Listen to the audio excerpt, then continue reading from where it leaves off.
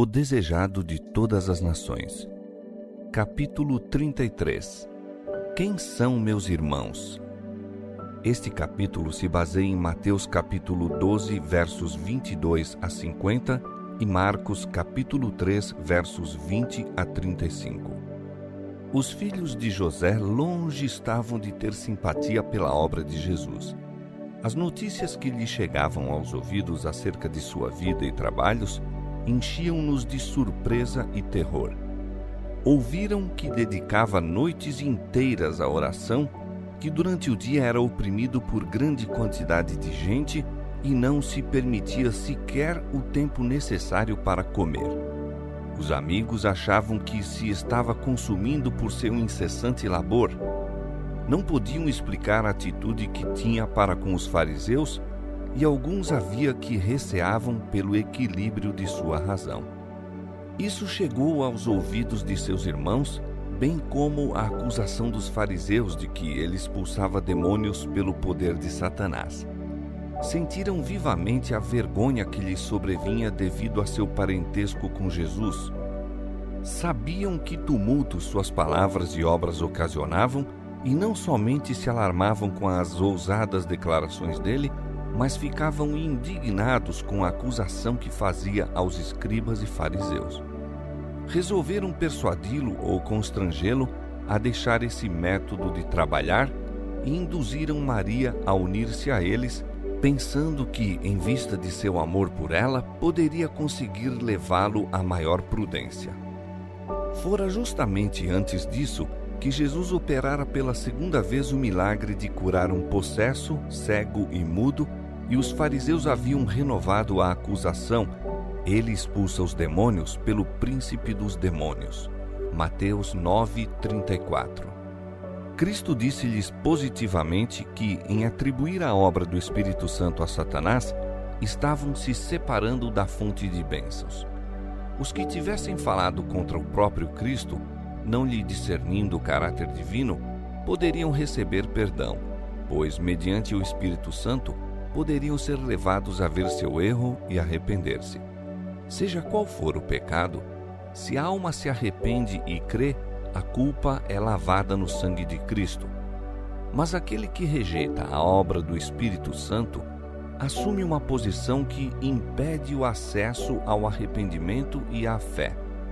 É pelo Espírito que Deus opera no coração. Quando o homem rejeita voluntariamente o mesmo e declara que é de Satanás, corta o conduto por onde Deus se pode comunicar com ele. Quando o Espírito é afinal rejeitado, nada mais pode Deus fazer pela alma. Os fariseus a quem Cristo dirigiu essa advertência não acreditavam eles próprios na acusação que lançaram contra ele. Não havia nenhum daqueles dignitários que se não sentisse atraído para o Salvador. Tinham ouvido a voz do Espírito no próprio coração, declarando ser ele o ungido de Israel e insistindo em que se confessassem seus discípulos. À luz de sua presença, haviam compreendido a própria falta de santidade e anelado uma justiça que não podiam criar. Mas depois de o haverem rejeitado, seria excessivamente humilhante recebê-lo como Messias. Tendo posto o pé na vereda da incredulidade, eram demasiado orgulhosos para confessar seu erro, e para evitar reconhecer a verdade, tentavam com desesperada violência contestar os ensinos do Salvador. A prova de seu poder e misericórdia os exasperava. Não podiam impedir que o Salvador operasse milagres, não lhe podiam silenciar os ensinos.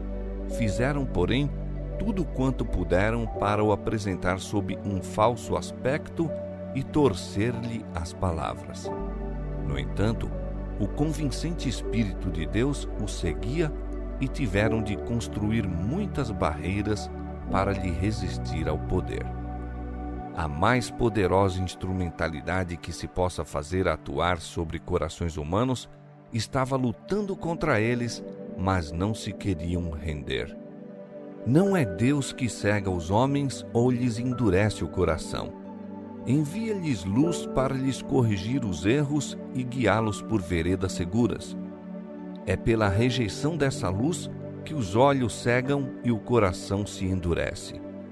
Muitas vezes o processo é gradual e quase imperceptível. A luz chega até a alma por meio da palavra de Deus, de seus servos ou diretamente por seu espírito. Mas quando um raio de luz é rejeitado, dá-se o parcial entorpecimento das percepções espirituais e a segunda revelação da luz é menos claramente discernida. Destarte aumenta a treva até que se faz noite na alma. Assim se dera com esses guias judeus. Estavam convencidos de ser Cristo assistido por um poder divino, mas a fim de resistir à verdade, atribuíam a obra do Espírito Santo a Satanás. Procedendo desse modo, escolhiam deliberadamente o engano, renderam-se a Satanás e daí em diante foram regidos por seu poder. Intimamente ligada à advertência de Cristo acerca do pecado contra o Espírito Santo, encontrava-se a que é dada contra as palavras ociosas e más. As palavras são um indício do que se acha no coração. Da abundância do seu coração fala a boca, mas as palavras são mais do que um indício do caráter. Têm poder de reagir sobre o caráter. Os homens são influenciados por suas próprias palavras. Muitas vezes, levados por um momentâneo impulso, instigados por Satanás, dão expressão ao ciúme ou às más suspeitas, exprimindo aquilo em que não creem realmente. Essa expressão, porém, reage sobre os pensamentos. São enganados pelas próprias palavras e chegam a crer verdade aquilo que disseram por instigação de Satanás. Uma vez tendo expressado uma opinião ou decisão, são muitas vezes demasiado orgulhosos para retratar e tentam provar acharem-se com a razão até que chegam a crer ser realmente assim. É perigoso emitir uma palavra de dúvida, perigoso questionar e criticar a luz divina. O hábito de descuidosa e irreverente crítica reage sobre o caráter, fomentando irreverência e incredulidade. Muito homem condescendente com esse hábito, assim tem prosseguido, inconsciente do perigo até chegar ao ponto de criticar e rejeitar a obra do Espírito Santo. Jesus disse: de toda palavra ociosa que os homens disserem, hão de dar conta no dia do juízo. Porque por tuas palavras serás justificado e por tuas palavras serás condenado. Dirigiu então uma advertência aos que foram impressionados por suas palavras, que o ouviram de boa vontade, mas não se entregaram para a habitação do Espírito Santo. Não é só pela resistência, mas pela negligência que a alma é destruída. Quando o espírito imundo tem saído do homem, disse Jesus, anda por lugares áridos, buscando repouso e não encontra. Então diz: voltarei para minha casa de onde saí, e voltando, acha-a desocupada, varrida e adornada. Então vai e leva consigo outros 7 espíritos piores do que ele, e entrando, habitam ali. Muitos havia nos dias de Cristo, e os há atualmente, sobre quem o domínio de Satanás por algum tempo parecia ter cessado. Mediante a graça de Deus, foram libertados dos maus espíritos que exerciam domínio sobre a alma. Regozijavam-se no amor de Deus, mas, como os ouvintes do terreno pedregoso da parábola, não permaneceram em seu amor. Não se entregaram diariamente a Deus para que Cristo habitasse no coração. E quando o mau espírito voltou, com outros 7 espíritos piores do que ele, foram inteiramente dominados pelo poder do mal. Quando a alma se rende inteiramente a Cristo, novo poder toma posse do coração. Opera-se uma mudança que o homem não pode absolutamente operar por si mesmo. É uma obra sobrenatural, introduzindo um sobrenatural elemento na natureza humana. A alma que se rende a Cristo torna-se sua fortaleza, mantida por ele num revoltoso mundo, e é seu desígnio que nenhuma autoridade seja aí conhecida, senão a sua. Uma alma assim guardada pelos seres celestes é inexpugnável aos assaltos de Satanás. Mas, a menos que nos entreguemos ao domínio de Cristo, seremos governados pelo maligno. Temos inevitavelmente de estar sob o domínio de um ou de outro dos dois grandes poderes em conflito pela supremacia do mundo. Não é necessário que escolhamos deliberadamente o serviço do reino das trevas para cair-lhe sob o poder. Basta negligenciarmos fazer aliança com o reino da luz. Se não cooperarmos com os instrumentos celestes, Satanás tomará posse do coração e torná-lo-á morada sua. A única defesa contra o mal é Cristo habitar no coração mediante a fé em sua justiça. A menos que nos unamos vitalmente a Deus, nunca poderemos resistir aos não santificados efeitos do amor próprio, da condescendência com nós mesmos e da tentação para pecar. Podemos deixar muitos hábitos maus, podemos por tempo separar-nos de Satanás, mas sem uma ligação vital com Deus, pela entrega de nós mesmos a Ele, momento a momento, seremos vencidos. Sem conhecimento pessoal com Cristo e constante comunhão, achamo-nos à mercê do inimigo e havemos afinal de fazer-lhe a vontade. E o último estado desse homem é pior do que o primeiro. Assim, disse Jesus, acontecerá também a esta geração má. Ninguém há tão endurecido como os que desdenharam o convite da misericórdia e menosprezaram o Espírito da graça. A mais comum manifestação do pecado contra o Espírito Santo é o desprezar persistentemente o convite do céu para se arrepender. Todo passo na rejeição de Cristo é um passo no sentido de rejeitar a salvação e para o pecado contra o Espírito Santo. Rejeitando a Cristo, o povo judeu cometeu o pecado imperdoável e, recusando o convite da misericórdia, podemos cometer o mesmo erro. Insultamos o príncipe da vida e o expomos à vergonha perante a sinagoga de Satanás e em face do universo celeste, quando recusamos ouvir-lhe os mensageiros, dando, em vez disso, atenção aos instrumentos de Satanás que querem arrebatar de Cristo a alma.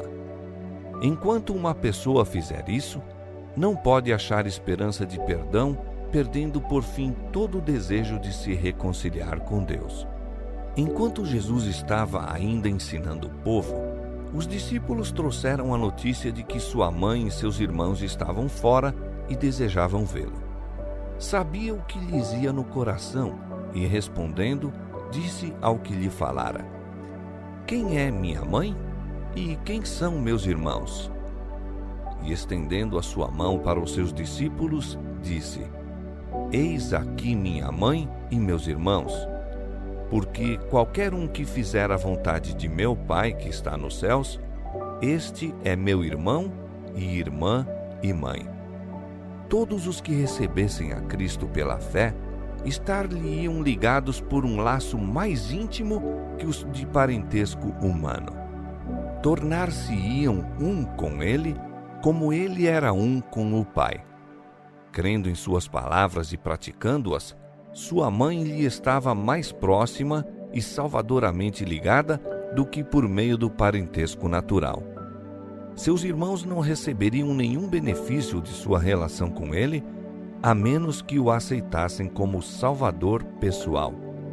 Que apoio teria Cristo encontrado em seus parentes terrestres, houvessem eles crido nele como enviado do céu e com ele cooperado na obra de Deus? Sua incredulidade lançou uma sombra sobre a vida terrena de Jesus.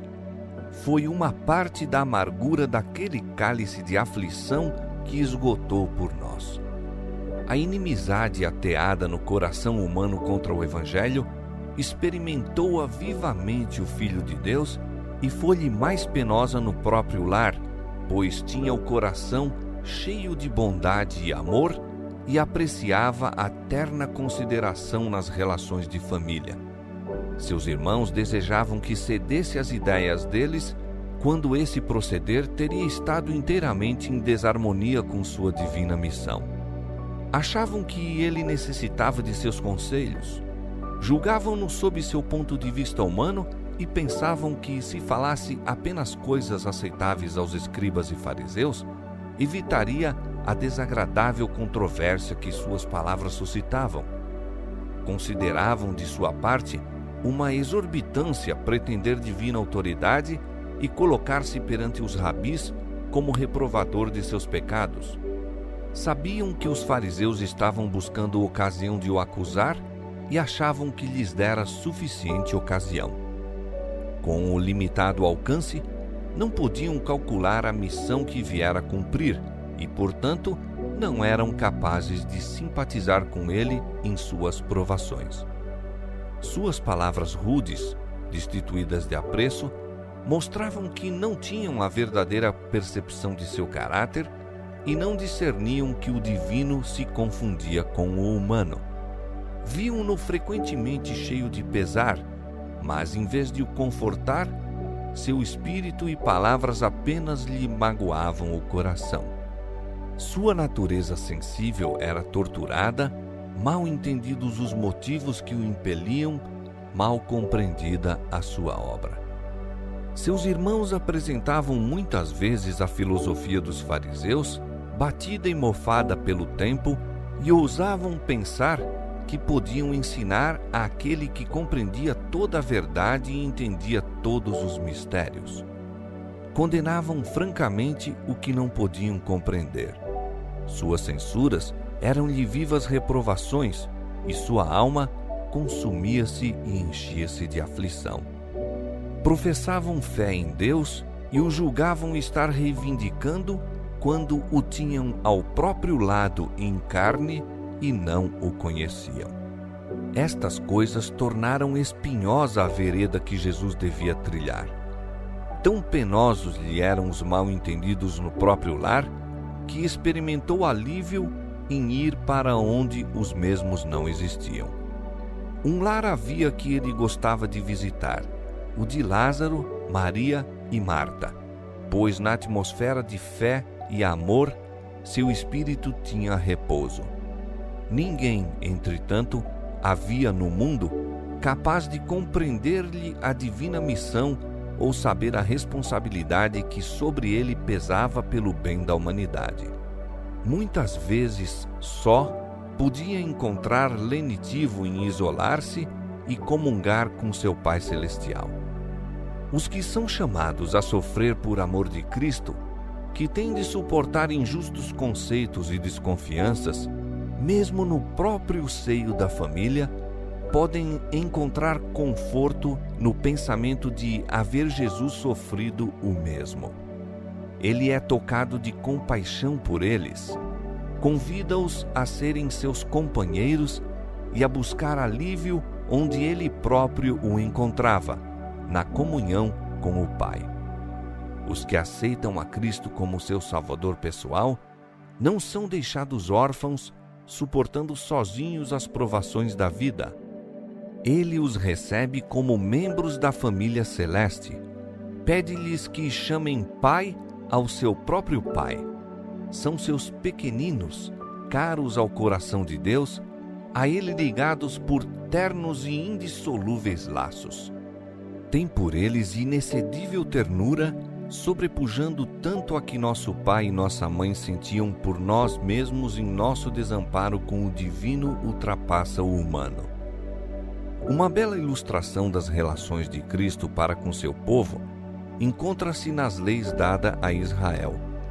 Quando, em virtude da pobreza, um hebreu se via forçado a abrir mão de seu patrimônio e a vender-se como escravo, o dever de resgatá-lo a eles e a sua herança recaía no parente mais chegado. Ver Levítico capítulo 25, verso 25, verso 47 a 49 e Rute capítulo 2, verso 20. Assim, a obra de nos redimir a nós e a nossa herança perdida por causa do pecado, recaiu sobre aquele que nos é parente chegado. Foi para resgatar-nos que ele se tornou nosso parente, mais achegado que o pai, mãe, irmão, amigo ou noivo é o Senhor nosso Salvador. Não temas, diz ele, porque eu te remi, chamei-te pelo teu nome, tu és meu. Desde que tu te fizeste digno de honra diante de meus olhos e glorioso, eu te amei e te entregarei os homens por ti e os povos pela tua vida. Isaías capítulo 43, versos 1 e 4. Cristo ama os seres celestiais que lhe circundam o trono, mas quem explicará o grande amor que nos tem amado? Não o podemos compreender, mas podemos sabê-lo real em nossa própria vida. E se mantemos para com ele relações de parentesco, com que ternura devemos olhar os que são irmãos e irmãs de nosso Senhor? Não devemos estar prontos a reconhecer as responsabilidades de nosso divino parentesco? Adotados na família de Deus, não devemos honrar a nosso pai e nossos parentes?